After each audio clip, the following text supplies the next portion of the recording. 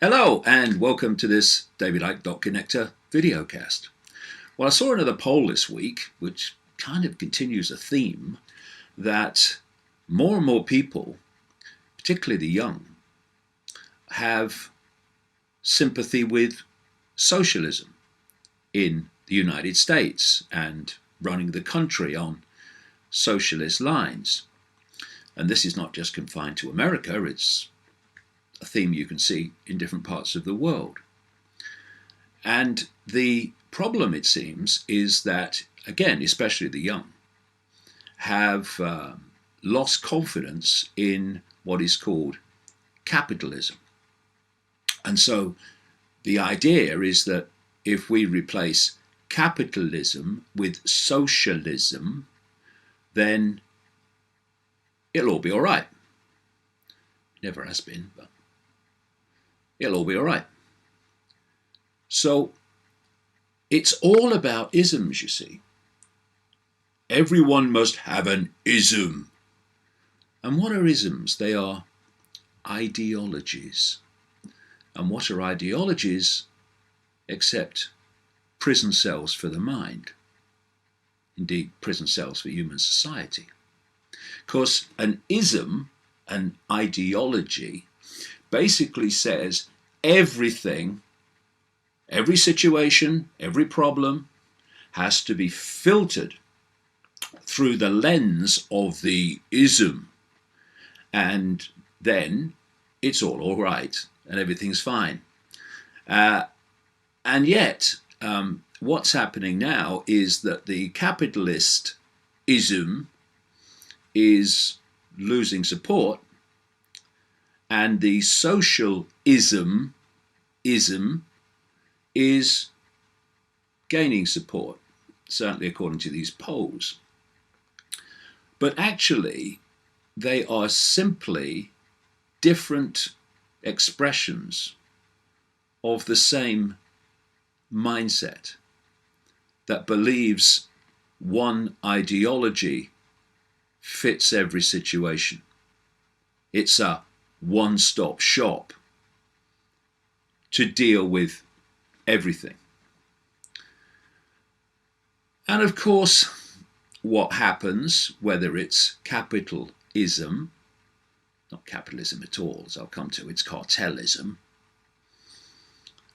or socialism, what happens with either of them, as history has shown us, is they produce massive inequality and loss of freedom. And when you think that this socialism and its more extreme version, communism, have been responsible for, it's estimated, around 100 million dead people under socialist communist regimes. And then you look at how the vast inequalities that are perpetrated by capitalism, brackets cartelism, how many people have died and suffered because of that ideology. What you have is two ideologies, isms, neither of which work in terms of the entirety of human society. But see, we've been kidded because the 1%, if you break it down and you do the research, the 1% are actually behind capitalism, cartelism, and also behind socialism.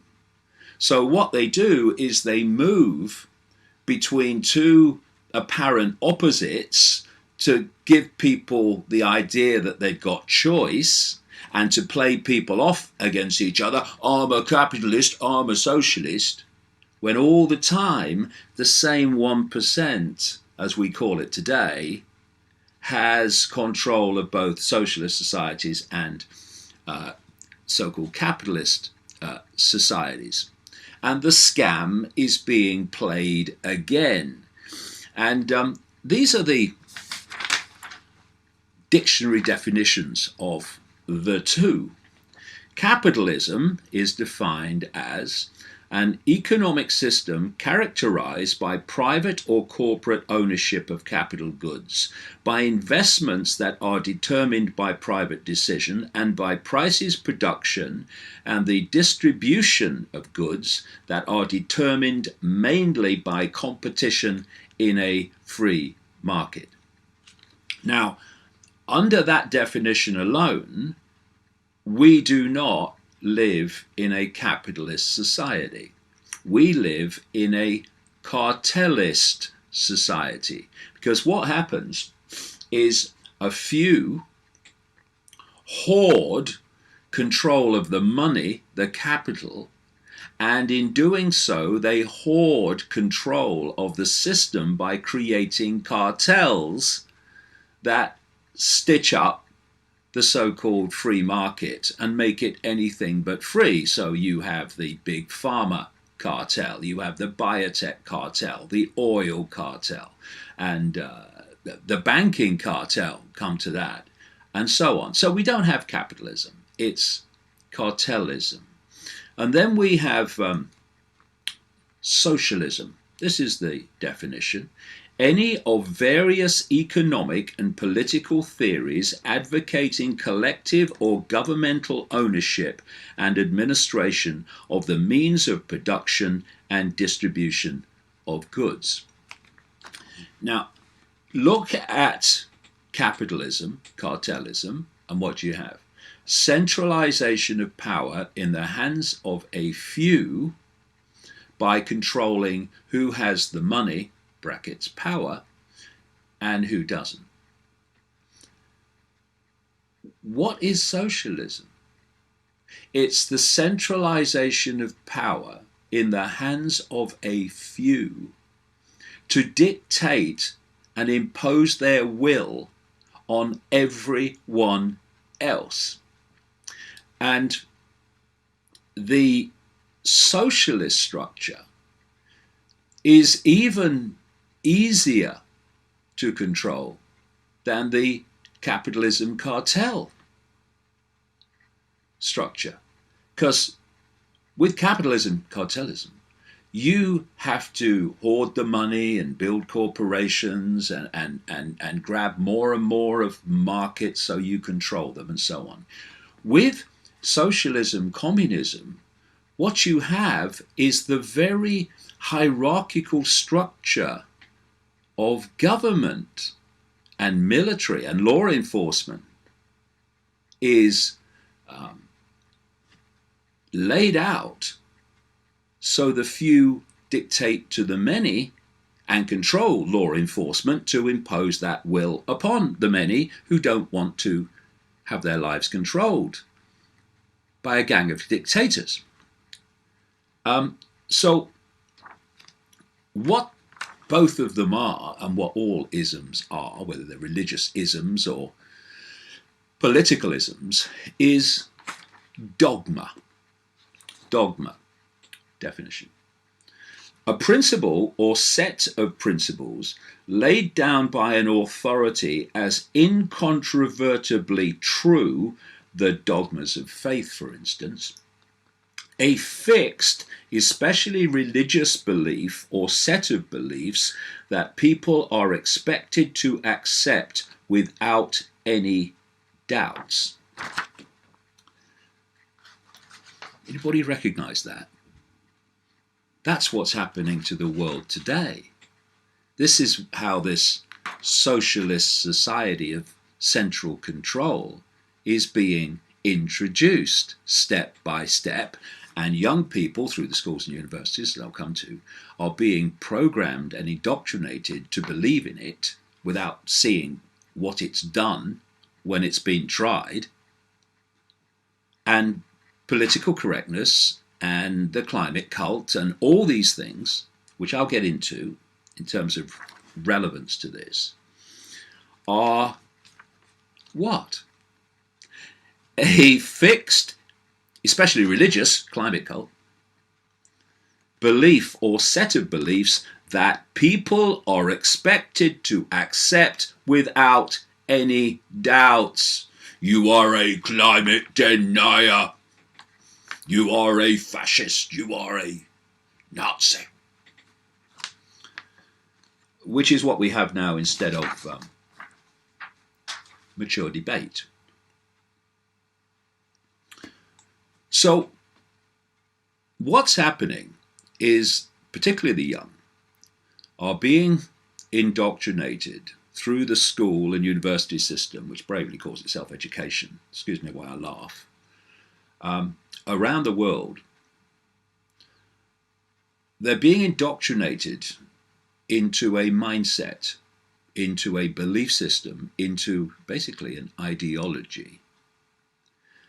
Because what this cabal wants, this 1%, is to set up the hierarchical structure of power that is most easy for them to control, which is a socialist communist society. This is why it's so effective in China currently in controlling vast numbers of people and what they can do, what they can think, and what they can say. And part of this is to demonize capitalism in the minds of young people without telling them it's actually cartelism and not capitalism at all in its true definition. And to get them, for instance, in mountains of debt through student debt to go to university to be programmed into this. Talk about a feedback loop. And if you are a student or a young person who has been put into debt by these financial cartels for much of the rest of your life, just to receive what is often a crap and irrelevant and useless, quote, degree, then there's a very, very good chance that you are not going to be a fan of capitalism, which is completely understandable. And so what you become open to, you become open to other ideologies, the other side of the 1% polarity paradigm, socialism. And in a book that's just come out called The Trigger, which exposes the real perpetrators of 9/11, but far, far more than that. It puts it into context into society in general. I talk about a guy. He was a former Soviet KGB operative, a defector, who described in 1985 how you transform a society through young people and through the school and university system. See again if you recognize today what he described then.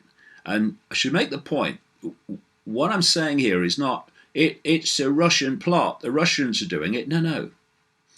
If you look back at history, again, I go into it in The Trigger, you find that Marxism, which basically was the foundation of socialism and communism, it was fronted up, in terms of its introduction and its ideology, by a guy called Karl Marx. Karl Marx was a frontman for the bankers and the cartels that dictate human life. So this is a cabal, global cabal system and technique. It was just used in the Soviet Union, and now it's being used on the United States and in Britain and elsewhere. See what you think. This is what I write in the book, The Trigger. The takeover of countries through the perceptions of the population was described in 1985 by Soviet KGB defector Yuri Bezmenov, who was trained in the subversion doctrine, which he described as a 4-step plan to subjugate societies. Here we go. The first stage he called demoralization. He says this takes 15 to 20 years in which generations of students are systematically programmed in the school and college system to transform their perception of reality, while other information and perspectives are suppressed. Look around. Marxist-Leninist ideology was being pumped into the, quote, soft head of at least 3 generations of American students, because it's happening around the world as well, without being challenged or counterbalanced by the basic values of Americanism, he said. And he went on to describe this demoralization stage of programming. Quote, exposure to true information does not matter anymore. A person who is demoralized is unable to assess true information. The facts tell nothing to him. Even if I shower him with information, with authentic truth, with documents, with pictures, even if I take him by force to the Soviet Union and show him concentration camps, he will refuse to believe it until he gets a kick in the back bottom. In other words, until the penny drops that the system that they've been supporting and promoting to be introduced starts to be introduced, and they then realize what it's really all about. And this is what is being perpetrated on the young today. And I say the young because, of course, they want the young, or they know the young, are going to be the adults when this stuff is meant to come in full blown. They want it programmed to accept it until that line is crossed, when they realize what it's really about, and it's too late. When the military boot crashes, he said, then he will understand. The student will understand what he's been supporting. Demoralization, he said, is followed by stages that he called destabilization, crisis, and normalization, in which normalization means the imposition of a new normal, which means a transformed society. Now, look at what's been happening.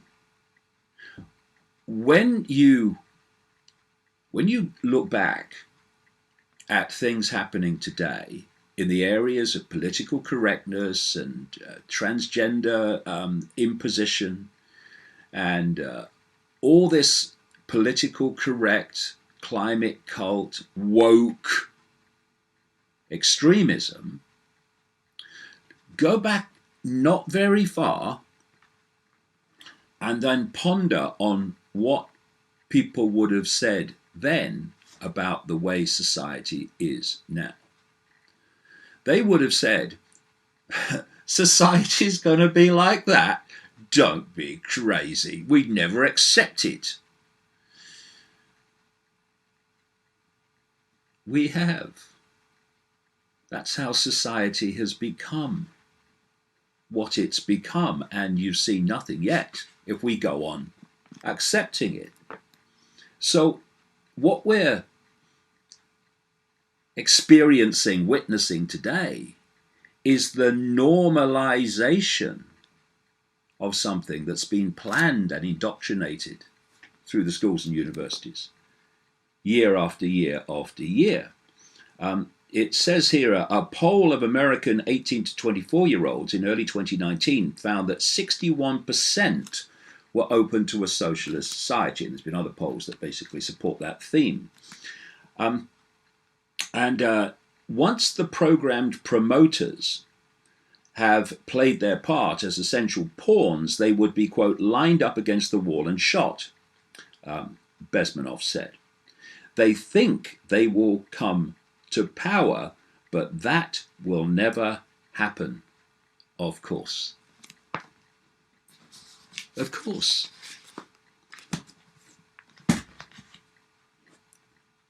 Young people and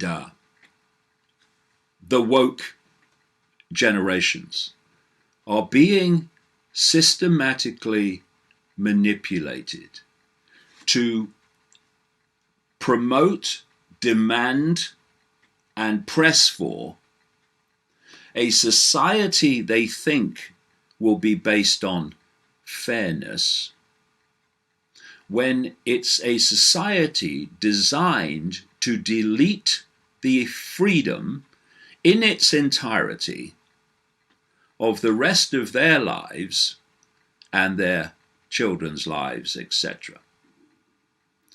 And these polls suggest that a significant number of people are falling for it, and they need to wake up to what's going on before they cross the line into inevitability. And we're not far away. So out of this whole process of perceptual programming has come, and again, all these are elements, as I've been writing about for decades, of this cabal 1% agenda for the world. They have come together and expressed themselves as the climate cult, which is seeking to justify the lies they're telling about the nature of human-caused climate change, the hoax, and their solutions to the problem is what? A centralization of power in the world that allows the few to dictate to everyone else to save the planet from catastrophe. That is absolutely the structure of global control that this 1% wants. Then you've got political correctness, which is another outgrowth of the same mentality, the same woke mentality. And political correctness is simply manipulating the population to silence itself, to stop other opinions and other information challenging this narrative, this indoctrination that is being imposed on the population, especially the young. Then you have this, again, another aspect of the woke mentality where everything is racist. You can find anything that people say, however blatantly not racist, to be racist. I watched a clip of this woke hero, Alexandria Ocasio-Cortez, the New York Congresswoman, in which she's in a congressional hearing interviewing someone and making the point that black people in America are the main victims of climate change and that white people are the perpetrators of climate change. Well, all of them. And this is what happens with this ideological perceptual manipulation. You get people to be everything they rail against while thinking they are the opposite of what they rail against. So it's okay to write off an entire race of people, white people. In one line, white people are responsible. But say something even the mildest of thing about other people, and you're a racist and a Nazi. This is confirmation of the scale of self-deception and mind control, perception control, to which so many have succumbed in this onslaught on their minds. And of course, if you're controlling the so-called education system, you've got control of what goes into those minds 5 days a week, week after week, month after month, year after year. Because what we call education is a programming operation. It's a perceptual programming operation. That's what it is. That's what it's there for. And then what you have is this thing called intersectionality. Because woke words tend to have lots of syllables. Intersectionality. And what that means, apparently, is that all these different aspects of woke, anti-racism, the climate cult, political correctness, transgender, all of it, are all connected. And the idea is that you, even though those different groups will have different opinions about different things and may not agree on everything, you get them to agree on a common enemy. The common enemy is capitalism, and the personification of that enemy currently in America is Donald Trump. So everything's focused there, and you have this intersectionality. We're all in this together. And what they're doing is creating this united group of groups to focus attention on changing society in the way they're being manipulated to change it, even though they don't realize they're being manipulated. They think it's coming from their own minds. And it's all based on narcissism, because the foundation of it all is to convince your warrior army, which you'll ditch when you get where you want to get, to convince them that they are right. I am right. And when you think I am right and there are no other possibilities, then suddenly the free speech of other people who want to articulate those other possibilities, well, they don't matter anymore. What's the point in them having free speech when all they do is say something that's not right? Because I am right and they're saying something different to me, so they must be wrong. What's the point of free speech? Someone said something about me once in a newspaper. What is the benefit of allowing him to speak, right? This is the woke mentality. And so what we've got now, this is how far it's gone in being absorbed. A poll this week, 51% polled believe that the First Amendment, which gives free speech to Americans, is outdated and needs to be rewritten to, quote, reflect the cultural norms of society. To reflect the normalization of the new society indoctrinated to replace the old one. Nearly half of those surveyed, 48%, believe that hate speech should be illegal, with half of those people considering jail time a reasonable punishment. The poll did not define hate speech, leaving it up to the respondent. And what they're doing, of course, is constantly expanding what is termed hate speech, and with each expansion, more and more free speech is deleted by dubbing it hate speech. Now, where do you find the destruction of free speech by making it illegal? Where do you get book burning from by making certain opinions illegal? Where do those things manifest? They manifest in fascist societies and they manifest in communist societies.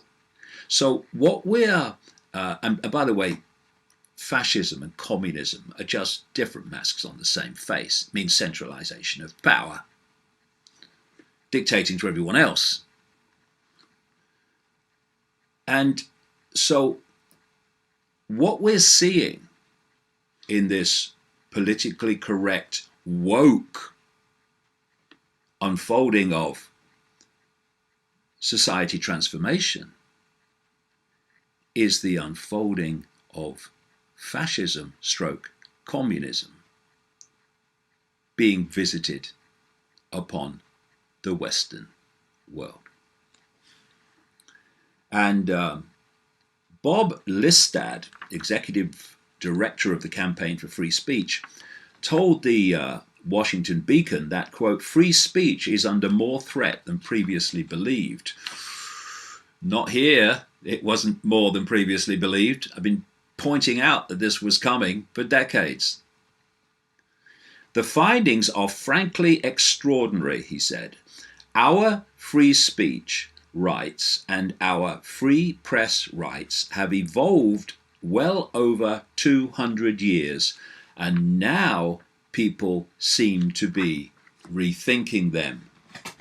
See Bezmenov and the techniques of societal transformation via perceptional transformation.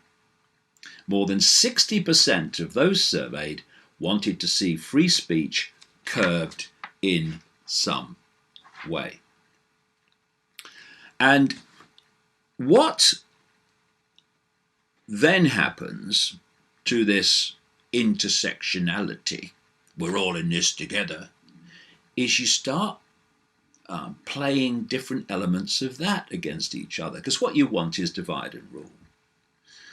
And the more divide you can instill, the more rule you have. So now what we're seeing is elements like feminism that were part of this woke coalition are now seeing their rights diminished and imposed upon by the transgender element of the woke coalition, not least in the area of women's sport, where people with male bodies who say they identify as women are taking part in women's sport with all the physical advantages and staggeringly sits back, can't believe it, gasps for breath.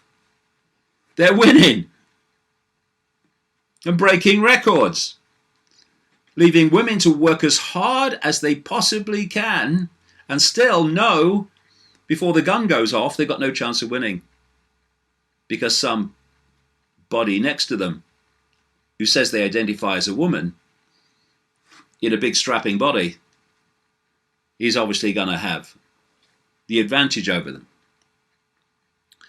And eventually what happens is that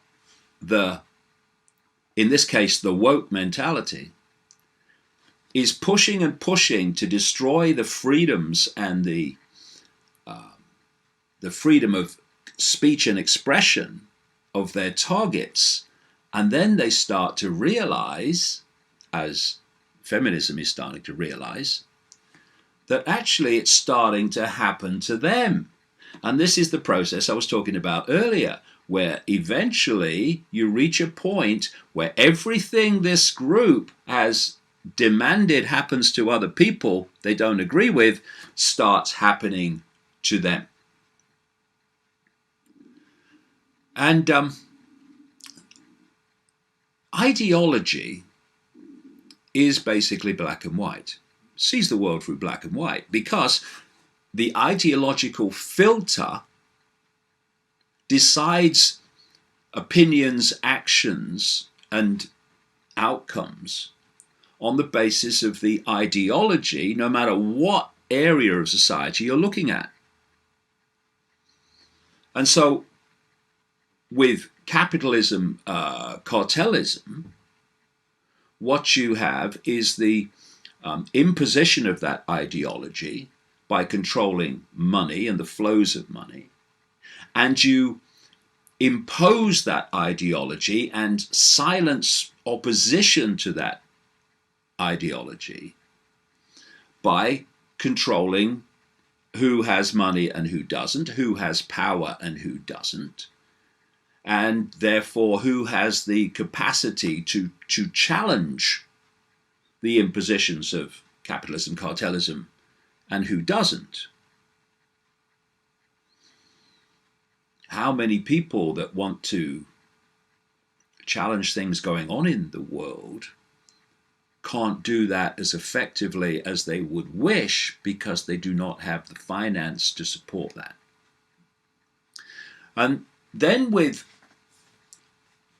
capitalism, therefore, you have the control at the center by the hoarding of power by corporations, which then control governments. With socialism, communism, you have this structure of top-down imposition, and because it comes through government, still controlled by the 1%, but in the background, you have the whole law enforcement military structure to impose your will on the population and to target anyone that wishes to challenge what's happening and to expose what's happening. So if you look at Soviet Russia, you look at China today, etc., and wherever this ideology has been imposed, you see this structure whereby the government says this is how it is, and anyone who says, actually, I don't agree with that, is silenced, even to the point of disappearing. And so what we have is ideology, and what we don't have is what we so badly need to sort all this out, and that is empathy. Never mind political structures and hierarchies. Empathy.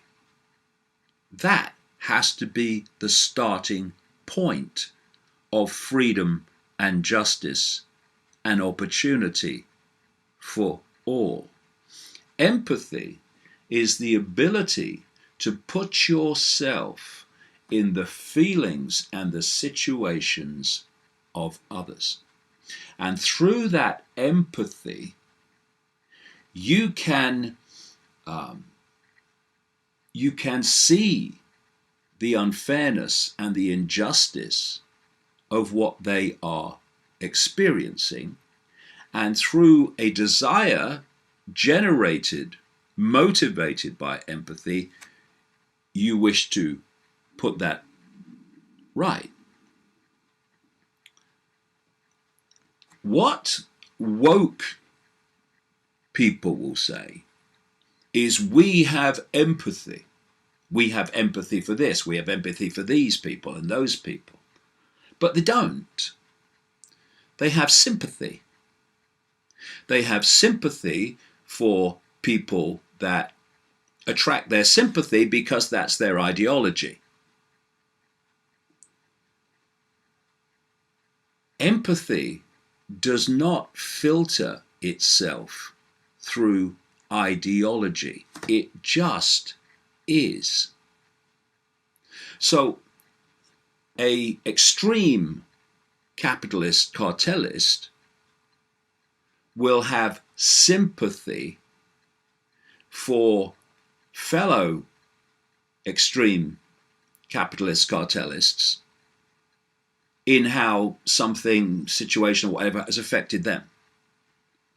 If there's an increase in taxation or something, they will have sympathy with that. Oh, they're taxing those billionaires like me. But they won't give a damn about all the people who are suffering the consequences in poverty and deprivation of the cartelist way of running a society. So they don't have empathy, they have sympathy. And the woke mentality, again, has sympathy for people within its ideological circle. But it doesn't have empathy, because what empathy does, it has empathy for everyone in every situation. So it would have empathy with the unfairness of people through no fault of their own. And it's not always through no fault of their own, by the way.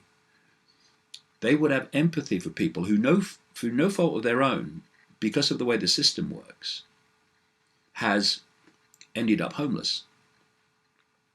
And that empathy, if it is expressed through governments, etc., would say, this is not acceptable.